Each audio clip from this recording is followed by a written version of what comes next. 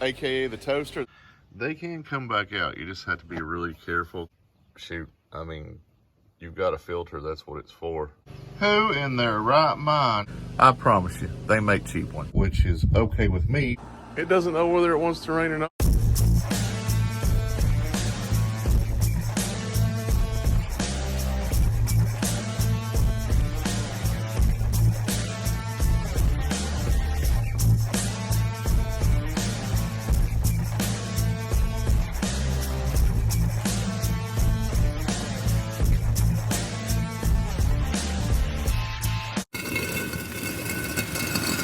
Welcome back to S10. My name is Jack. This is my 1987 Chevy S10 Blazer that we're getting ready for Hot Rod Power Tour 2023.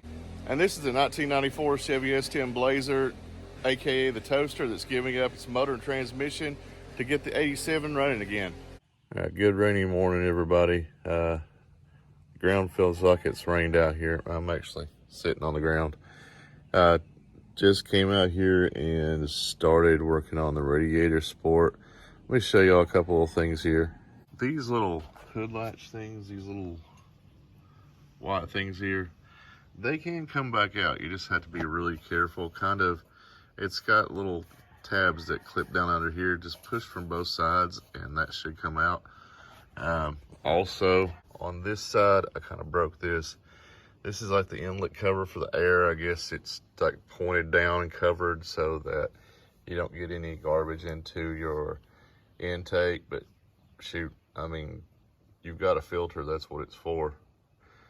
So I'm not even going to reuse that. Maybe I'll get some more air. Along the top here, there are a bunch of these little pins that you pull out, and this little trim piece on the top will come out. I know it's not the prettiest thing in the world, but I want to save it. That way I can reuse it. All these clips here, guys, listen, if you are pulling your hardware off an old radiator support or anything, make sure that if you have any of these things that are rusty, just go ahead and replace them. You're saving yourself all kinds of trouble later down the road, because once they start looking like that and worse, they start breaking off and you get in this situation. Remember the other day I showed you all that bolt that wouldn't come out? That's what happened there, is the clip was broke and it was just spinning on the back side. So flip this thing over inside.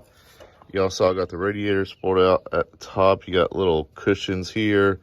There's cushions here at the bottom as well.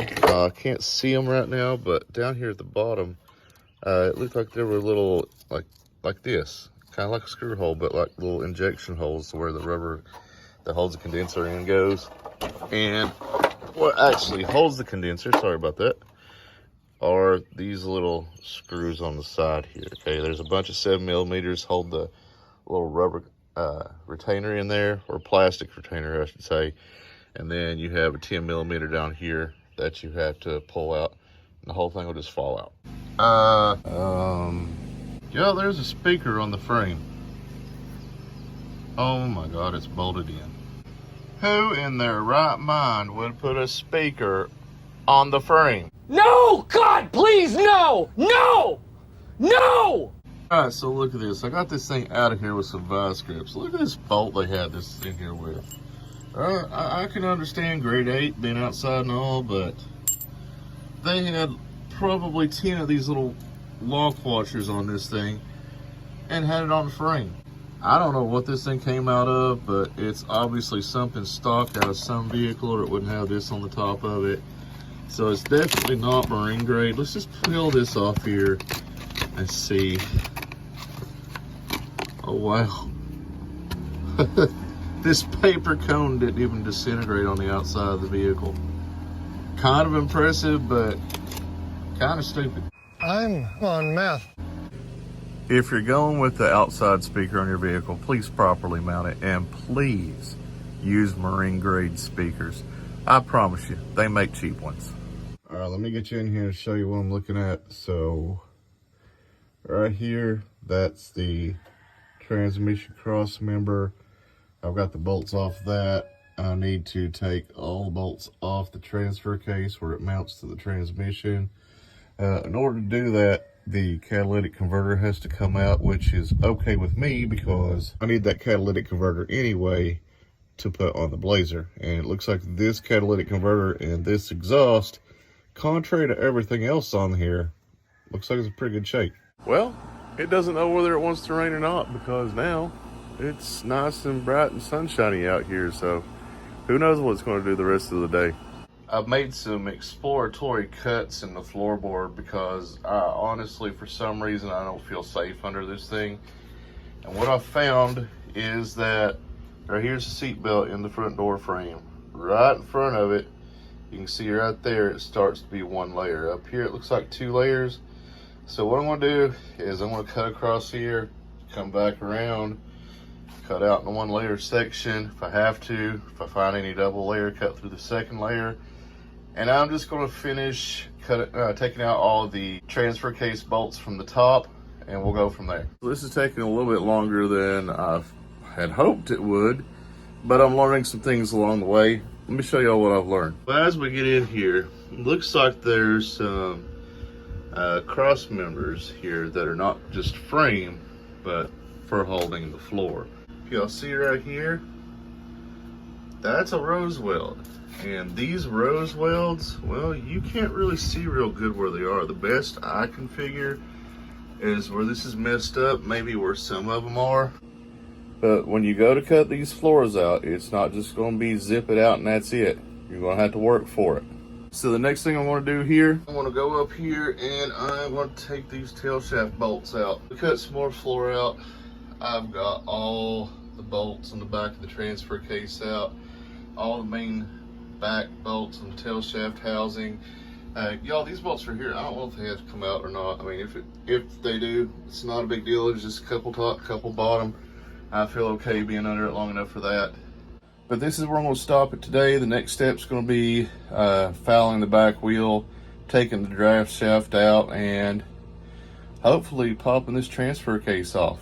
As a reminder for anybody that may be here for the first time, the reason I'm pulling this transfer case off right now is I am pulling this 4.3 and 4L60E out of this 4-wheel drive Blazer to have the transmission converted to 2-wheel drive and put the drivetrain in my 87 2-wheel drive Blazer. All right, so we're in the final steps today of getting the transfer case out of the 94 here, the toaster. And there's some strange things with the tail shaft and everything.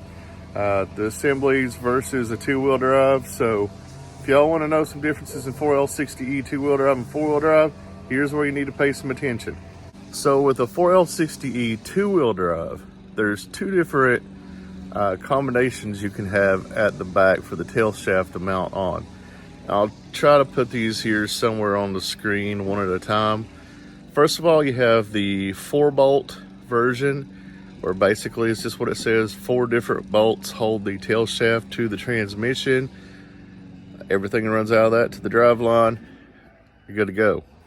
The other version is a 6-bolt. Now the 6-bolt, just like it says, it has 6 bolts holding the tail shaft housing on, and everything bolts from there. But it's a little bit different on a 4-wheel drive. The 4-wheel drive 4L60E actually has 5 bolts at the front of it holding it together, and the 5th one is on the bottom between the transfer case and the transmission mount itself, and it's severely hard to get to. So if you're ever trying to take a transfer case out of one of these, just know, look for that 5th bolt on the front. Here's basically all you have to do. Really all you have to do is come around here and unbolt the 5 bolts around this. Take the front drive shaft out, take the rear drive shaft, drop it at the axle. But as you can see, I took the tail housing off of this transfer case, but it just made it a little bit easier on me. Had something to hammer on to beat the rubber seal and make the rear end fall out. No big deal. But right now, the only thing I have left is on the bottom. All right, y'all, so this very last bolt, right here, you see the transmission mount.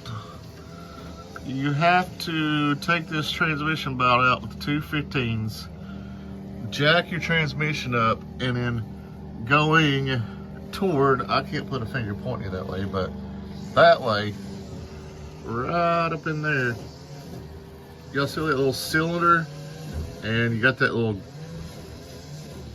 groove. If you follow that groove forward, there's the end of a bolt there. It's a 15. But once we get that bolt out, the next step is to start unplugging things from the 4L60 and pull the starter, pull the torque converter bolts, and pull the 4L60 out of it. Once that's out, we'll go ahead and take it to the transmission shop, have the tail shaft put on, and I have the tail shaft housing. I'll go ahead and put tail shaft housing on it when I get it back.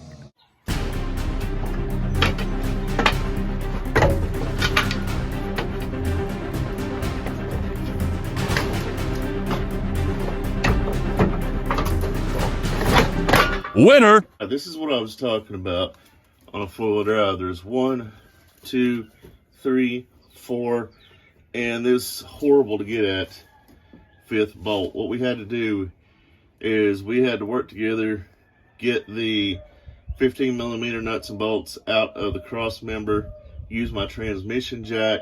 I've got the transmission held up so it's ready for when I unbolt it. But this 5-bolt pattern, as you see here, if you look in the inside, 1, 2, 3, 4, I've got a 4-bolt tail shaft. So when I take this 5-bolt for the transfer case off, it'll adapt this into a 4-bolt, which I was lucky enough to have a 4-bolt and a 6-bolt to put on here. All right, so that's going to be it for this episode of Ostentatious. Y'all, thank you for watching. As always, please continue to like, comment, subscribe. We're almost at 60 subscribers. Please, let's go ahead and get it out there. Thank you guys for watching. Have a great week.